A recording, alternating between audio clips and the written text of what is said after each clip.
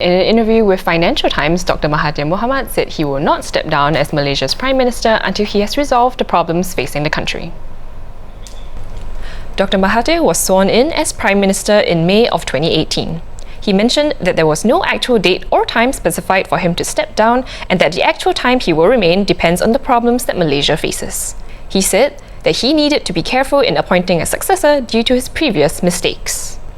And joining me now via Skype to talk about this is Malaysia Bureau Chief Shannon Teoh. Hi Shannon. Hi, how you doing? So the succession plan was initially said to be that Dr Mahathir is going to be Premier for 2 years before Anwar Ibrahim is going to take on the role, right? And in September, Dr Mahathir indicated that it's going to be 3 years. So now, has anything changed with this statement coming out?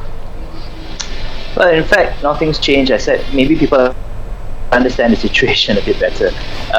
It was always talked about as 2 years.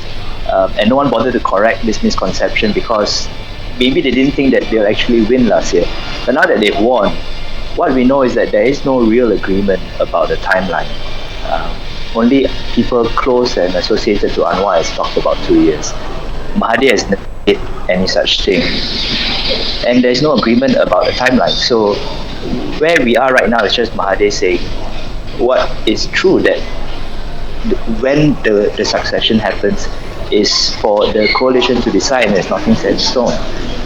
This of course is not helped because Anwar in his interviews even up to now keeps saying that he expects to take over in May 2020.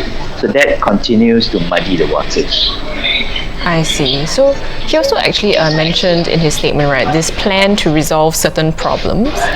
So his plan to resolve certain problems, if I may name these problems, is namely sort of recovering the billions lost through 1MDB, finding and trying fugitive businessman Joe Low, and stamping out corruption in the public service, right? And it seems like quite a lot, right? Even for just one Prime Minister term? Well, it's not limited to just that. I mean, he was talking about the items related to corruption, but there's a lot of other things that he's thinking about fixing.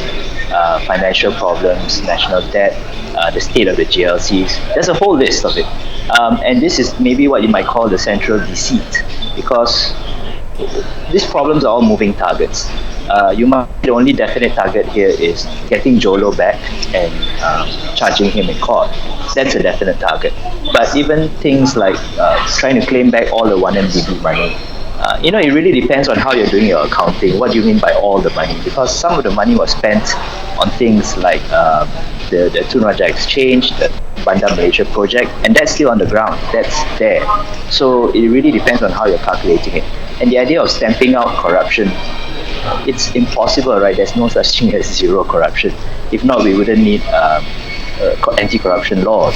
So what these are really just signals, hints, if you might, that what Mahathir is saying is, I'll step down when I'm good and ready, when I think the country is on the track that I think is the right track.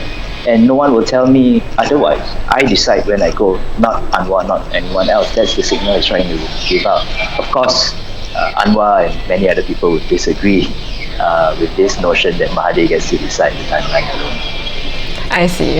Well, thanks for your insight and also for taking the time out to join us today, Shannon. And those are the top stories of the day. For more news and videos, do head on to our website at straitstimes.com. And this has been Kimberly. Thank you for watching The Big Story, and we will see you tomorrow.